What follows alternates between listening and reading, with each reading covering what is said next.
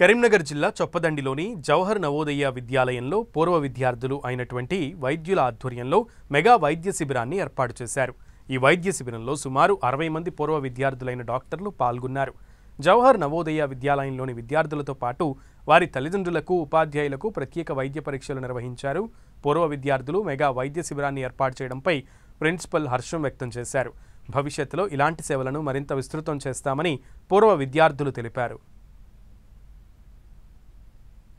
మీరందరూ మా విద్యాలయం నుంచి చదువుకుని వెళ్ళి డాక్టర్స్ అయిన వాళ్ళని ఈ సందర్భంగా నేను గర్వంగా చెప్పదలుచుకున్నాను.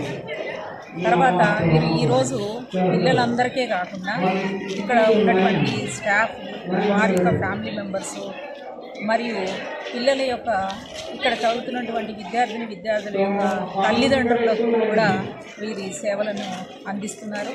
వారు చెకింగ్ మాత్రమే కాకుండా, అంటే హెల్త్ చెకప్ మాత్రమే కాకుండా వారికి అవసరమైనటువంటి మెడిసిన్ కూడా అందరికీ అందజేస్తున్నారు. దీనికి చాలా ఖర్చు వీరు భరించడం జరిగింది.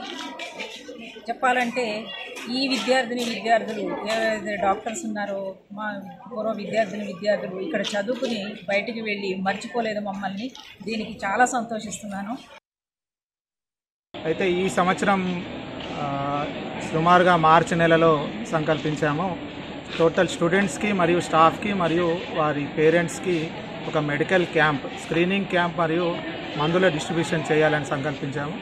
దానికి తదనుగుణంగా మా ప్రెసిడెంట్ నరసింహారెడ్డి అన్న మరియు ప్రిన్సిపల్ మేడం గారు పర్మిషన్ తీసుకున్నాము. ఈరోజు క్యాంపులో సుమారుగా 62 మంది డాక్టర్లు వచ్చారు. వివిధ స్పెషాలిటీ డాక్టర్లు, ఎంబీబీఎస్ డాక్టర్లు అందరు కలిపి ఈ క్యాంపులో హోమియోపతి, ఆయుర్వేదిక్ విభాగాలు కూడా మేము చేర్చడం జరిగింది.